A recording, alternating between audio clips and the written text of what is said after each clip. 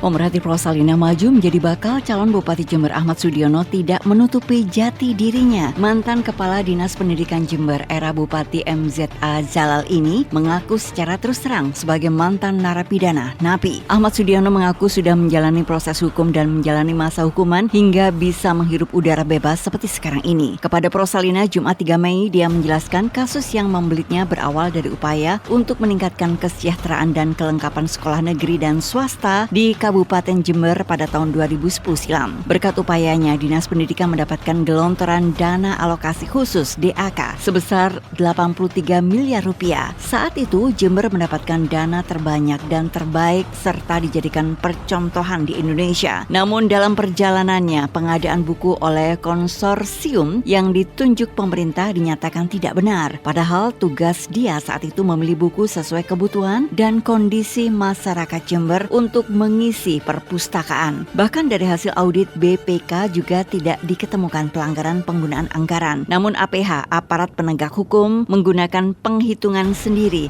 untuk bisa menjeratnya. Dengan demikian, Majelis Hakim saat itu dalam putusannya, Ahmad Sudiono tidak terbukti korupsi menyalahgunakan atau menggunakan anggaran APBD Jember. Dirinya divonis karena ada kesalahan administrasi dan tidak ada evaluasi dan divonis 1 tahun penjara karena ia mengajukan banding tetap divonis dengan hukuman yang sama. Selanjutnya mengajukan kasasi yang akhirnya divonis 4 tahun penjara dan ia bebas dari penjara pada 19 Januari 2019.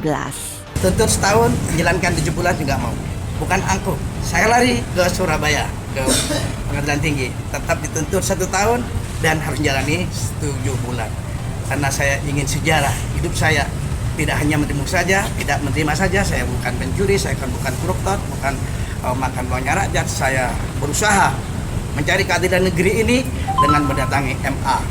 Kemudian alhamdulillah dari setahun, karena saya sering ikut ngetril Pak Jalal, setahun ngetril menjadi 4 tahun. Alhamdulillah sudah saya jalani selesai pada tahun awal 19. Ahmad Sudiono menambahkan akibat pidana itu perjalanan politiknya menjadi legislator DPR RI Partai Nasdem terganjal aturan administrasi calon anggota DPR RI sesuai PKPU nomor 10 tahun 2016 yang mensyaratkan masa jeda 5 tahun dari akhir masa tahanan sebagai narapidana. Saat pelaksanaan pemungutan suara 14 Februari tahun 2023, masa jedanya sudah 5 tahun 27 hari. Namun aturan Komisi Pemilihan Umum menetapkan masa jeda itu terhitung sampai masa pendaftaran bakal caleg, bukan hari pencoblosan. Dia harus gugur menjadi caleg 2024. Karena itulah ia akan melanjutkan perjuangannya dengan mengikuti Pilkada Jember 2024.